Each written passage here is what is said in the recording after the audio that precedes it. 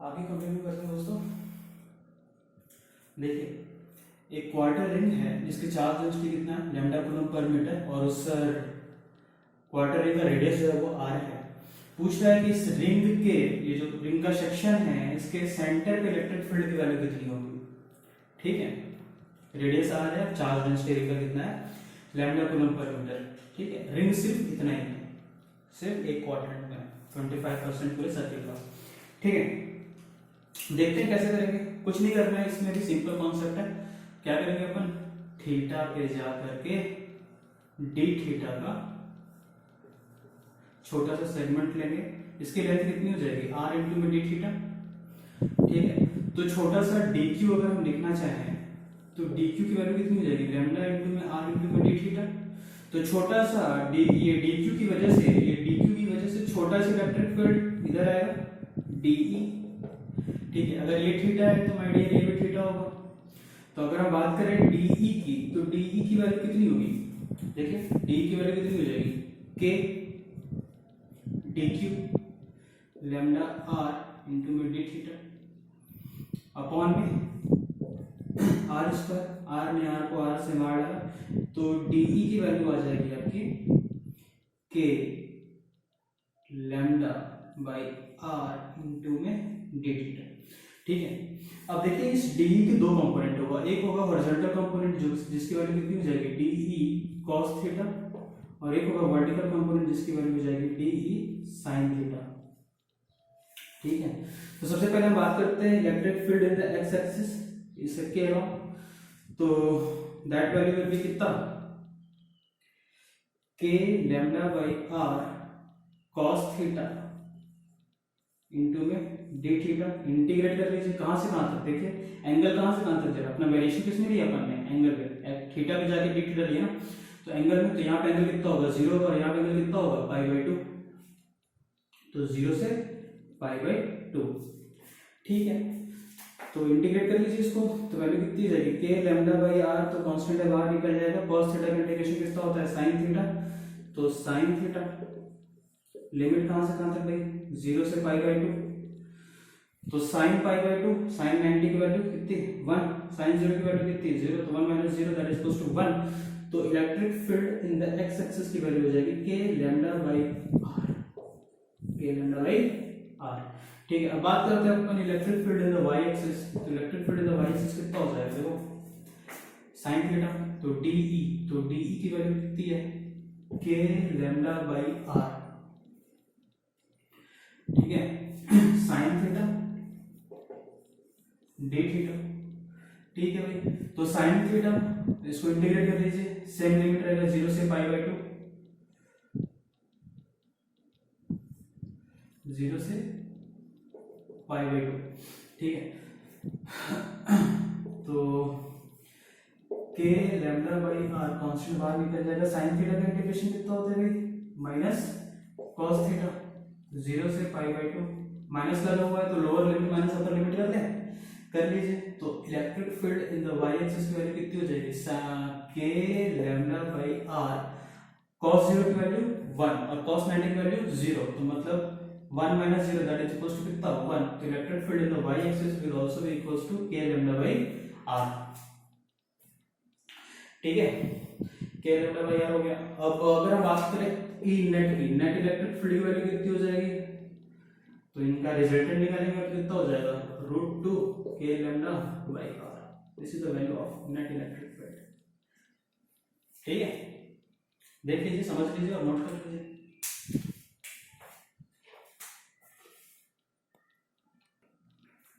देखिए क्वेश्चन दिया है बोर्ड पे, एक सेमी सर्कुलर रिंग है जिसका रेडियस r है और जिसकी चार्ज डेंसिटी है लैम्डा कूलम पर मीटर। सेम क्वेश्चन है कि electric field at the centre कितना होगा, ये आपका होमवर्क है, मतलब ट्राई करेंगे इस क्वेश्चन को बनाने का। ठीक है, नेक्स्ट लेक्चर में हम डिस्कस करेंगे इसका आंसर, ट्राई करिएगा। सेम कॉन्सेप्ट सेम बेसिस, बस आपको क्या करना है लिमिट चेंज करना है। वहां पे लिमिट 0 से π/2 था, यहाँ पे लिमिट कितना होगा 0 से π होगा। ठीक है, इसका आंसर बताइएगा मुझे कि इलेक्ट्रिक फील्ड एक्स एक्सिस पे कितना होगा, इलेक्ट्रिक फील्ड वाई एक्सिस पे कितना होगा और नेट इलेक्ट्रिक फील्ड की वैल्यू कितनी होगी। ठीक है,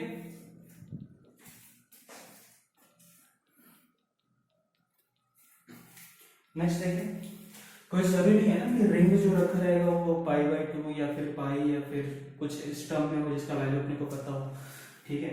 रिंग कुछ ऐसा भी रखा सकता है जिसका एंगल कितना हो, अल्फा, जो सेंटर से कितना एंगल पे हो, अल्फा एंगल पे हो, ठीक है। तो इसकी वजह से इलेक्ट्रिक फील्ड कैसे कैलकुलेट करेंगे, यहाँ पे भी चार्ज डेंसिटी आपका है लैम्डा कूलम पर मीटर, ठीक है। देखिए इस टाइप के क्वेश्चन को सॉल्व करने के लिए अपने को सिंपल वही जो फंडा था वही फंडा अपन अप्लाई करेंगे, थीटा पे जा करके डी थीटा करके स्ट्रिप लेंगे, जिस ये लेंथ आर डी थीटा हो जाएगा, यहाँ पे भी डी क्यू की वैल्यू कितनी हो जाएगी, लैम्डा इंटू में आर डी थीटा, ठीक है। इसकी वजह से इलेक्ट्रिक फील्ड इधर आएगी, ठीक है। ये थीटा है तो ये थीटा होगा डी। ध्यान देने वाली बात इसमें ये है कि इस ऐसे कंडीशन में क्या होगा कि जो हॉरिजॉन्टल कंपोनेंट होगा ना वो कैंसिल होगा, इसका हॉरिजॉन्टल कंपोनेंट इधर आएगा, इसका हॉरिजॉन्टल कंपोनेंट इधर जाएगा और दोनों इक्वल सेम सिमेट्री है, इसलिए क्या हो जाएगा वो कैंसिल आउट हो जाएगा, ठीक है। अपने को इलेक्ट्रिक फील्ड किधर मिलेगा, सिर्फ और सिर्फ वर्टिकल डायरेक्शन में नीचे की तरफ, ठीक है। तो इसकी वैल्यू कितनी हो जाएगी, डी ई कॉस थीटा, ठीक है। अब अपन देखते हैं कि नेट इलेक्ट्रिक फील्ड कितना होगा। तो सबसे पहले हम बात करेंगे डी ई की, तो डी ई की वैल्यू कितनी हो जाएगी, डी की वैल्यू कितना होगा, के डी क्यू मतलब लैम्डा इंटू में आर डी थीटा अपॉन में आर स्क्वायर, आर ने आर को आर से मार डाला, वैल्यू कितनी आ जाएगी, k lambda d theta by r, ठीक है। नेट इलेक्ट्रिक फील्ड किधर किधर है, नीचे की तरफ, तो कॉस थीटा का कंपोनेंट आएगा, तो electric field will be equals to k lambda by r cos theta d theta, integrate कर लीजिए कहां से कहां तक, अब देखिए लिमिट कहां से कहां तक लेंगे ये देखिए लिमिट, ये टोटल एंगल कितना है, अल्फा है, तो मैं इसको बोल दूं कि माइनस अल्फा बाई 2 और ये प्लस अल्फा बाई 2, तो माइनस अल्फा बाई 2 से प्लस अल्फा बाई 2 तक, ठीक है। टोटल एंगल अल्फा है, दो भाग में अपन ने डिवाइड कर दिया, ठीक है। तो cos थीटा का इंटीग्रेशन देखिए, तो वैल्यू हो जाएगी E is equals to k lambda by r cos theta का इंटीग्रेशन sin थीटा, लिमिट कहां से कहां तक, माइनस अल्फा बाई 2 से alpha by 2, upper limit minus lower limit minus से प्लस हो जाएगा, तो कितना हो जाएगा इलेक्ट्रिक फील्ड की वैल्यू 2 के लैम्डा बाई आर इनटू में sin अल्फा बाई 2। ये जनरल इक्वेशन है, रिंग का कोई भी एंगल हो आप इलेक्ट्रिक फील्ड इस फॉर्मूले में पुट करके निकाल सकते हो, ठीक है। कॉन्सेप्ट सारे ही जो आपके रिंग के प्रॉब्लम्स थे सबके कॉन्सेप्ट सेम है, ठीक है। तो यहाँ पे आपका रिंग सेक्शन कंप्लीट होता है, ठीक है, नोट कर लीजिए।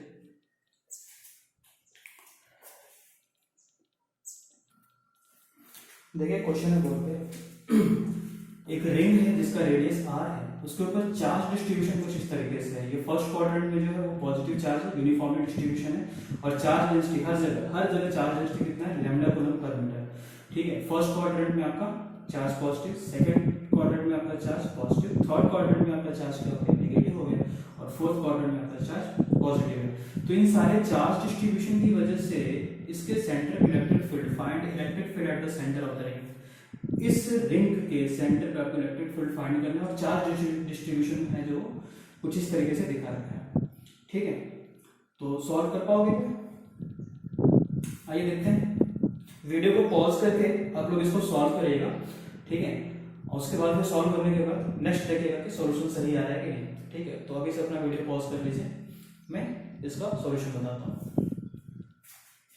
देखिए सबसे पहले तो हम ये देख लें कि ये पॉजिटिव, ये जो रिंग का सेक्शन है ये पॉजिटिव है, और ये रिंग का सेक्शन जो है वो पॉजिटिव, तो इसकी वजह से इलेक्ट्रिक फील्ड इधर जाएगा और इसकी वजह से इलेक्ट्रिक फील्ड इधर आएगा, सेम मैग्नीट्यूड का होगा और अपोजिट डायरेक्शन में होगा, इसलिए कैंसिल हो जाएगा, तो इसकी वजह से इलेक्ट्रिक फील्ड कैंसिल हो गया, ठीक है। अब इसकी वजह से जो इलेक्ट्रिक फील्ड का डायरेक्शन होगा वो इधर होगा, और थर्ड क्वाड्रेंट का जो रिंग है उसकी वजह से इलेक्ट्रिक फील्ड का डायरेक्शन किधर होगा, इधर ही होगा, ठीक है। तो ये देखिए एक क्वार्टर सर्किल है, इसकी वजह से इलेक्ट्रिक फील्ड अपन ने फाइंड किया था, कितना था, E की वैल्यू √2 के लैम्डा बाई आर था शायद, चेक कर लीजिएगा, ठीक है। तो इसकी वजह से कितना हो जाएगा √2 के लैम्डा बाई आर, और इसकी वजह से भी कितना होगा √2 के लैम्डा बाई आर, दोनों का डायरेक्शन सेम है, तो अपन डायरेक्ट क्या करेंगे, इसको ऐड कर लेंगे, तो E नेट की वैल्यू जितनी हो कितनी आ जाएगी, 2 इंटू में 2√2 k lambda by r, this is the net electric field.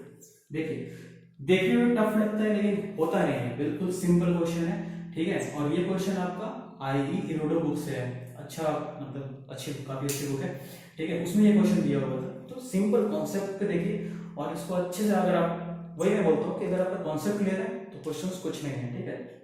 एक बार अगर आपका कॉन्सेप्ट क्लियर हो गया तो कुछ नहीं बनता सिवाय कैलकुलेशन के, ठीक है। तो ये फंडे होते हैं स्टेप पे क्वेश्चन को सॉल्व करने के, ठीक है, नोट कर लीजिए।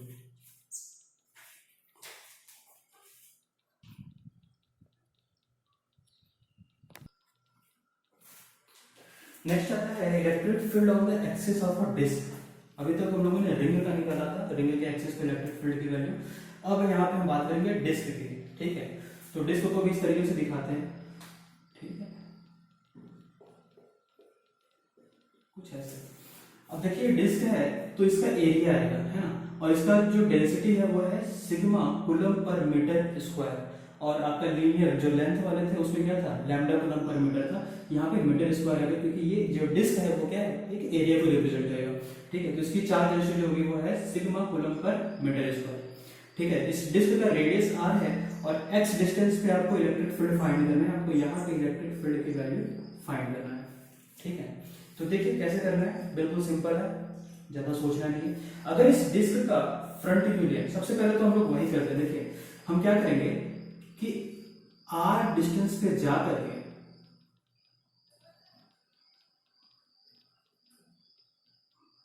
dr लेंथ का एक छोटा सा स्ट्रिप लेते हैं, ठीक है। dr लेंथ का, dr थिकनेस का बोले ज्यादा अच्छा रहेगा, dr थिकनेस का एक छोटा सा स्ट्रिप लेंगे, ठीक है। तो देखिए कुछ ऐसा दिखेगा, r लेंथ पे जाकर के अगर फ्रंट व्यू देखें तो dr का एक छोटा सा स्ट्रिप लेंगे, ये आपका dr है, ठीक है। तो इसका एरिया कितना होगा, और अगर आप ध्यान से देखो तो ये जो dr स्ट्रिप हमने लिया है वो कुछ और नहीं बल्कि अब क्या बन गया है, एक रिंग बन गया है, ठीक है। तो इसका छोटा सा एरिया जो dr लिया है उसका छोटा सा एरिया dA जो होगा वो कितना होगा, dA की वैल्यू कितनी हो जाएगी, वो होगा 2 पाई r dr, ठीक है, छोटा सा एरिया dA। तो छोटा सा चार्ज dq की वैल्यू कितनी हो जाएगी, एरिया इनटू में चार्ज डेंसिटी, मतलब सिग्मा 2 पाई r इनटू में dr, ठीक है। अब देखिए इसके एनालिसिस करते हैं। ये देखिए रिंग बन गया है, अब यहां से ऐसे इलेक्ट्रिक फील्ड, ठीक है। तो electric field due to the ring on the axis, electric field on the axis of a ring, ठीक है, उसकी वैल्यू कितनी आई थी, तो dE छोटा सा इलेक्ट्रिक फील्ड dE की वैल्यू कितनी हो जाएगी, k dq की वैल्यू कितनी है, सिग्मा 2 पाई r dr, ठीक है। k सिग्मा 2 पाई r dr, k Q x upon में r square plus x square की पावर 3/2, ये वैल्यू थी, ठीक है। अब k को अगर उसके टर्म्स में लिखें, अगर हम we know that k equal to क्या होता है 1/4 pi epsilon not, value put करते हैं तो dE की जो नई वैल्यू आएगी वो कितनी आ जाएगी, सिग्मा 2 पाई r dr इंटू में x अपॉन में 4 पाई epsilon not r square plus x square के पावर 3/2, चेक कर लीजिएगा, ठीक है। पाई से पाई करने से ये हो जाएगा 2, तो dE की वैल्यू निकल के आती है सिग्मा इंटू में x r dr अपॉन में 2 epsilon not r square plus x square की पावर 3/2, बहुत छोटा हो जाएगा, ठीक है। अब इसको इंटीग्रेट कर ले अपन, टोटल इलेक्ट्रिक फील्ड के लिए 0 से E, और इसको इंटीग्रेट कहां से कहां तक करेंगे, देखिए वेरिएशन कहां से किसमें किया गया, रेडियस में किया गया, तो 0 से r तक में, ठीक है। तो अगेन यहाँ पे हम लोग सब्स्टिट्यूशन मेथड यूज करेंगे, तो r square let r square plus x square is equals to t square. Similarly जैसे हम लोगों ने पिछले क्वेश्चन में किया था, क्या करेंगे, डिफरेंशिएट करेंगे। देखिए यहाँ पे x कांस्टेंट है, वेरिएबल क्या है, r है, यहाँ पे x कांस्टेंट है और r आपका वेरिएबल है, तो 2r dr is equals to 2t dt, 2 से 2 cancel, r dr is equals to t dt। ठीक है, यहाँ तक नोट करिए, इसको फिर मुझे रब करना पड़ेगा, बोर्ड पे मुझे जगह चाहिए होगा। ठीक,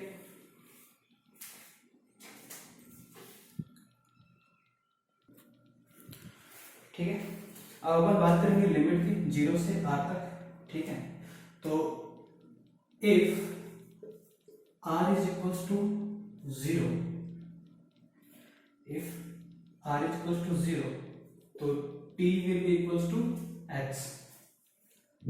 ठीक है, and if r is equals to capital R then t will be equals to under root r square plus x square. Check कर लीजिएगा। ठीक है, जब r की वैल्यू कैपिटल R हो जाएगी तो t की वैल्यू हो जाएगी under root r square plus x square, तो ये आपका नया लिमिट मिलेगा। ठीक है, तो इलेक्ट्रिक फील्ड E की वैल्यू हो जाएगी सिग्मा इंटू में x अपॉन में 2 एप्सिलॉन नॉट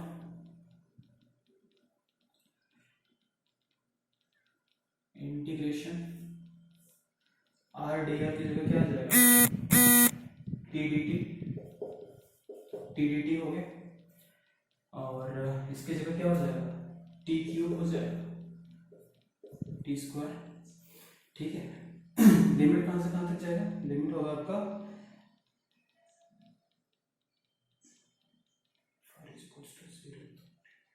x से अंडर रूट में r square plus x square. ठीक है, तो 1/t स्क्वायर का इंटीग्रेशन क्या होगा, 1/t माइनस में, तो e इज इक्वल टू हो जाएगा सिग्मा इंटू में x 2 epsilon not minus 1/t x से under root r square plus x square. तो इलेक्ट्रिक फील्ड की वैल्यू हो जाएगी सिग्मा इंटू में x अपॉन में 2 एप्सिलॉन नॉट, ये देखिए lower limit minus upper limit, तो 1/x माइनस 1 में under root r square plus x square. ठीक है, आप चाहो तो x से अंदर मल्टीप्लाई कर सकते हो, तो ऐसा करोगे तो इलेक्ट्रिक फील्ड की वैल्यू कितनी आ जाएगी, सिग्मा अपॉन में 2 epsilon naught 1 minus x upon में under root r square plus x square. Answer आपके दोनों टर्म्स में लिखे जाते हैं, इसमें भी लिख सकते हैं और इसमें भी लिख सकते हैं, तो जो भी आपको ठीक लगे, दिस इज द आंसर। तो डिस्क की वजह से उसके एक्सिस पे इलेक्ट्रिक फील्ड, उसके एक्सिस पे x डिस्टेंस पे इलेक्ट्रिक फील्ड की वैल्यू कुछ इतनी आएगी। ठीक है, नोट कर लीजिए।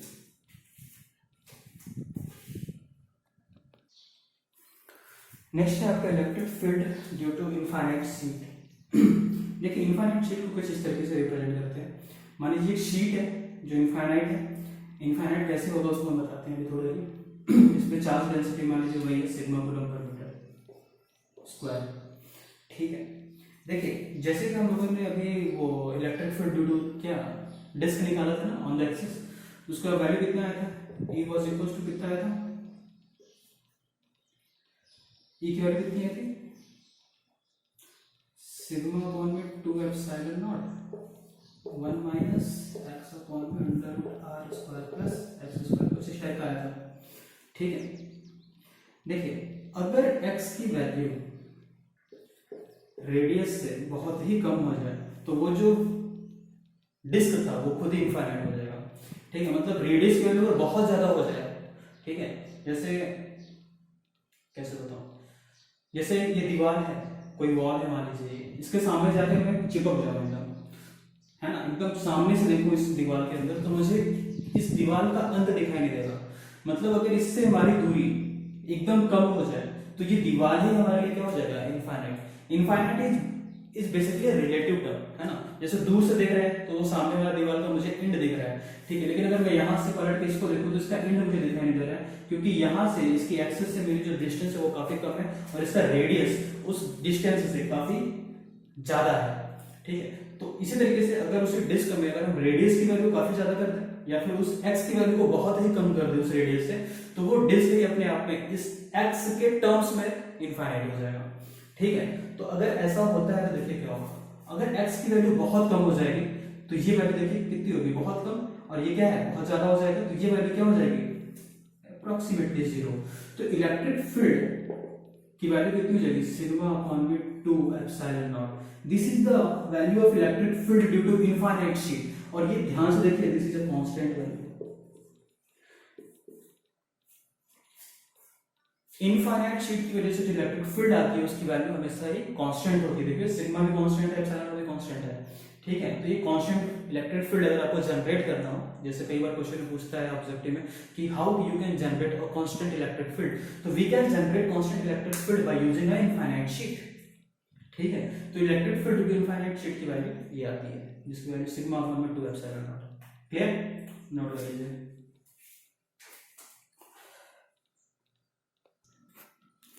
नेक्स्ट बहुत इंपॉर्टेंट है, कई बार क्वेश्चन पूछा हुआ है इसमें, नीट में भी और जेईई में भी, properties of electric field lines. ठीक है, तो इसको बहुत ध्यान से समझने की कोशिश करेंगे और लिखेंगे।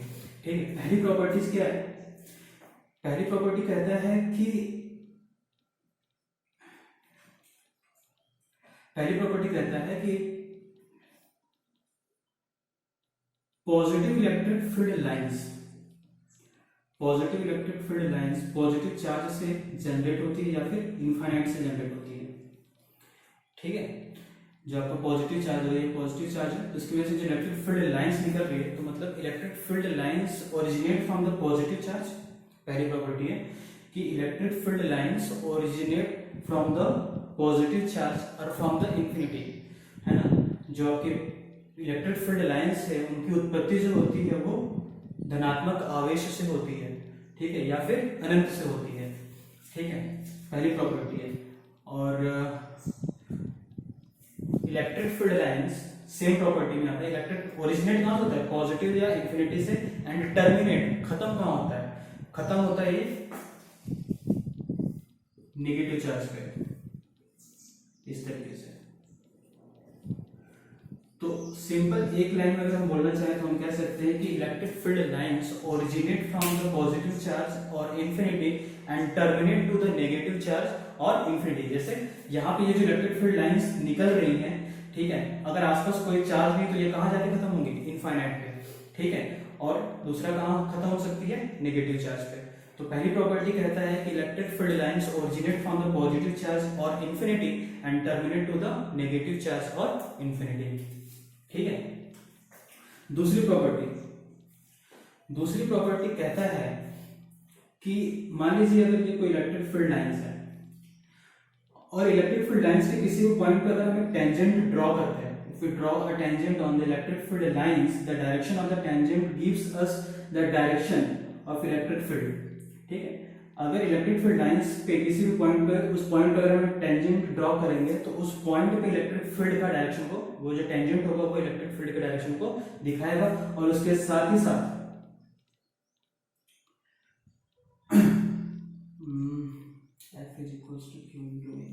इलेक्ट्रिक फील्ड के डायरेक्शन को दिखाएगा ही, उसके साथ ही साथ वो क्या दिखाएगा, फोर्स के डायरेक्शन को। मतलब इस पॉइंट पे जो फोर्स लग रहा होगा किसी भी चार्ज पे, उसका डायरेक्शन ये होगा।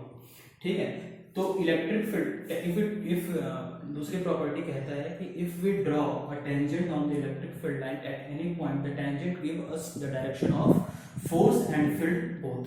ठीक है, इलेक्ट्रिक फील्ड लाइन पे अगर हम कोई टेंजेंट ड्रॉ करेंगे तो वो टेंजेंट का डायरेक्शन जो होगा वो फोर्स को के भी डायरेक्शन को दिखाएगा और फील्ड के भी डायरेक्शन को दिखाएगा। ठीक है, नोट कर लीजिए, दो प्रॉपर्टी आगे बताते हैं।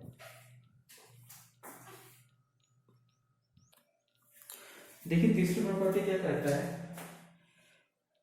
मान लीजिए ये Q1 है और दूसरा चार्ज Q2 है, इसकी वजह से जो इलेक्ट्रिक फील्ड निकला मान लीजिए वो इधर, इसकी वजह से जो इलेक्ट्रिक फील्ड निकला मान लीजिए वो इधर।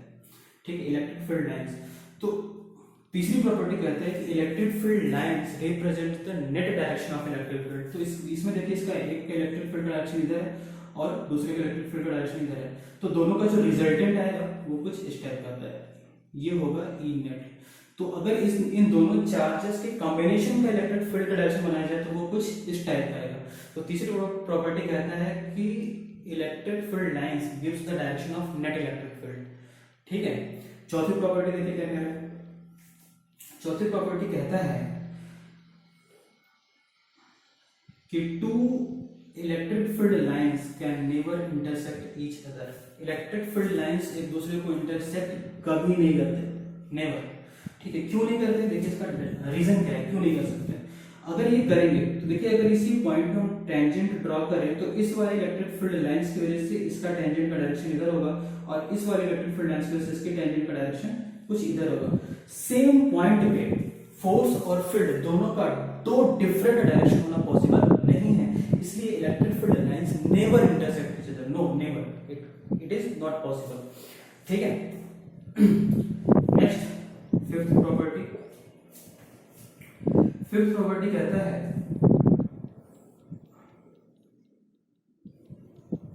फिफ्थ प्रॉपर्टी कहता है, मान लीजिए कोई इलेक्ट्रिक फील्ड लाइंस है। फिफ्थ प्रॉपर्टी कहता है कि the density of electric field lines gives the intensity of electric field. ठीक है, जहां पे जितनी ज्यादा इलेक्ट्रिक फील्ड की फील्ड लाइंस की डेंसिटी होगी, मतलब जिस पॉइंट पे, मतलब जिस एरिया में ज्यादा इलेक्ट्रिक फील्ड की लाइन दिखाई देगी वहां पे इलेक्ट्रिक फील्ड की वैल्यू ज्यादा होगी। जैसे यहाँ पे अगर हम देखें तो मान लीजिए ये एक एरिया लिया और एक एरिया, उतना ही एरिया यहाँ पे लिया। ठीक है, तो ध्यान से देखिए, ये वाले एरिया में लगभग 3 इलेक्ट्रिक फील्ड लाइंस आ रही है। मान लीजिए पॉइंट 1 है और ये पॉइंट 2 है। ठीक है, सेकेंड वाला भी एरिया क्या है, सेम, बट यहाँ पे क्या है, सिंगल इलेक्ट्रिक फील्ड लाइन दिखाई दे रही है। मतलब कि इलेक्ट्रिक फील्ड की इंटेंसिटी 1 पे ज्यादा होगी E2 के कंपेयर में, सेकेंड पोजीशन के कंपेयर में फर्स्ट पोजीशन पे इलेक्ट्रिक फील्ड की वैल्यू ज्यादा होगी। मतलब the density of electric field lines represent the intensity of electric field. जितना ज्यादा डेंसिटी उतना ज्यादा इंटेंसिटी। ठीक है, नोट करिए। देखिए नेक्स्ट प्रॉपर्टी क्या है। नेक्स्ट प्रॉपर्टी कहता है कि electric field lines can never exist in a loop. मतलब इलेक्ट्रिक फील्ड लाइंस कभी भी लूप में नहीं मिलेंगे, क्लोज्ड लूप में कभी नहीं मिलेंगे, नेवर। गलत है, ऐसा कभी नहीं हो सकता। क्यों नहीं हो सकता, देखिए अगर इलेक्ट्रिक फील्ड लाइंस पे, अगर ये इलेक्ट्रिक फील्ड लाइन है जिसमें अगर टेंजेंट ड्रॉ करें तो फोर्स और फील्ड दोनों का डायरेक्शन ये है, that is equal to Q into में E, है कि नहीं। और यहां पे अगर हम देखें, अपने को पता है कि इलेक्ट्रोस्टैटिक फोर्स क्या है, कंजर्वेटिव फोर्स है। हम लोगों ने स्टार्टिंग फर्स्ट लेक्चर में डिस्कस किया था। इलेक्ट्रोस्टैटिक फोर्स क्या है, कंजर्वेटिव फोर्स है, and work done by the conservative forces in a cycle is always equals to 0। मतलब अगर कंजर्वेटिव फोर्स है तो वो साइकिल में अपना वर्क डन की वैल्यू क्या करता है, 0 करता है। ठीक है, तो यहाँ पे देखिए फोर्स QE है। ठीक है, यहाँ पे देखिए फोर्स का डायरेक्शन क्या होगा, तो यहाँ पर टेंजेंट ड्रॉ करिए तो टेंजेंट ये है, यहाँ पे फोर्स का डायरेक्शन ये है, यहाँ पे अगर आप टेंजेंट ड्रॉ करिए तो फोर्स का डायरेक्शन ये है, यहाँ पे कहीं पे भी अगर आप टेंजेंट ड्रॉ करिए तो फोर्स का डायरेक्शन आपको कुछ इसी तरीके से दिखेगा। ठीक है, अब देखिए फोर्स का डायरेक्शन भी ये है और डिस्प्लेसमेंट भी माय डियर देखिए सेम है। डिस्प्लेसमेंट भी आपका उसी डायरेक्शन में जिस डायरेक्शन में फोर्स है। अपने को पता है वर्क डन इक्वल टू क्या होता है, F dot T, FD cos theta. यहां पे force angle between force and displacement is what, 0। मतलब वर्क डन की वैल्यू कितनी हो जाएगी, F इनटू में D।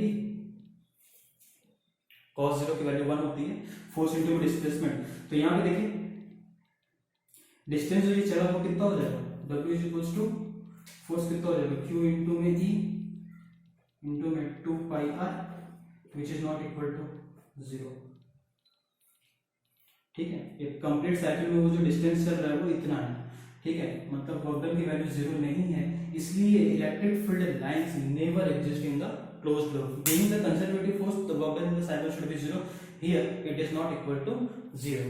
ठीक है, इसलिए ये इलेक्ट्रिक फील्ड लाइंस जो होते हैं, छठी प्रॉपर्टी कहती है कि electric field lines can never exist in a closed loop. Okay, note करिए।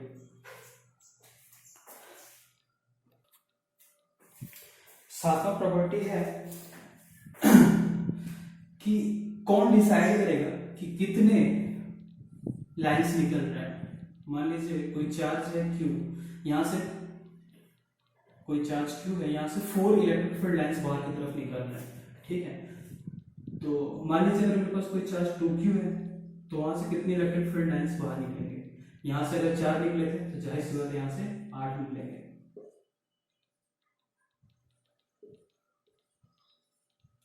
ठीक है, तो सातवां प्रॉपर्टी कहता है कि the number of lines originating और terminating is directly proportional to magnitude of the charge. कितने लाइंस निकल रहे हैं या फिर कितने लाइंस वहां पर टर्मिनेट कर रहे हैं वो किसके ऊपर डिपेंड करेगा? चार्ज के मैग्नीट्यूड के ऊपर। जितना ज्यादा मैग्नीट्यूड उतना ही ज्यादा इलेक्ट्रिक फील्ड लाइंस। ठीक है, और लास्ट प्रॉपर्टी है 8वां property, uniform electric field lines. Uniform electric field lines क्या होती है? देखिए,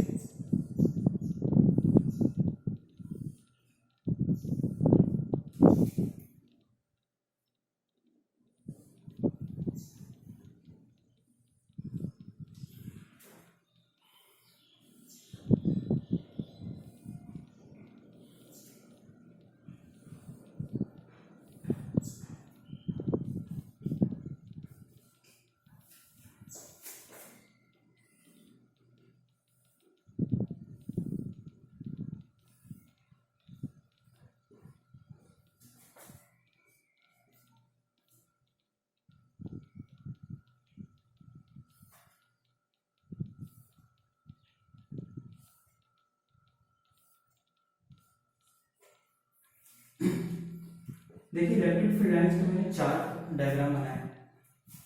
यहाँ पे देखिए जो डायरेक्शन है इलेक्ट्रिक फील्ड का वो क्या है? सेम एक्स एक्सिस के अलोंग दिख रहा है, और इन लाइंस के बीच का जो दूरी है, spacing between this lines is also what? Uniform.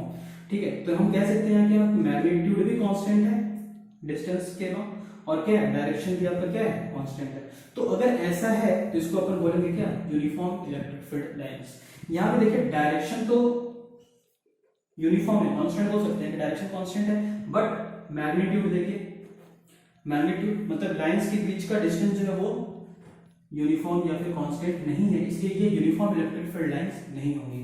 यहाँ पे देखिए इन इलेक्ट्रिक फील्ड लाइंस मैंने बनाने की कोशिश की है कि इलेक्ट्रिक फील्ड लाइंस के बीच का डिस्टेंस सेम है, बट उनका डायरेक्शन देखिए चेंज हो रहा है स्पेस के साथ। तो यहाँ पे क्या है? मैग्नीट्यूड कांस्टेंट है बट डायरेक्शन कांस्टेंट नहीं है। यहाँ पे देखिए फोर्थ ऑप्शन है, यहाँ पे मैग्नीट्यूड भी कांस्टेंट नहीं है और डायरेक्शन भी कांस्टेंट नहीं है। तो यूनिफॉर्म इलेक्ट्रिक फील्ड लाइंस ऐसी होती हैं, the electric field lines which are uniform in magnitude and direction both, these are considered as uniform electric field lines। तो ये 8 इलेक्ट्रिक फील्ड लाइंस के प्रॉपर्टीज थे, बहुत इंपॉर्टेंट है, अच्छे से समझ लीजिएगा और नोट कर लीजिएगा। तो आज के लिए इतना ही, thank you so much, have a good day.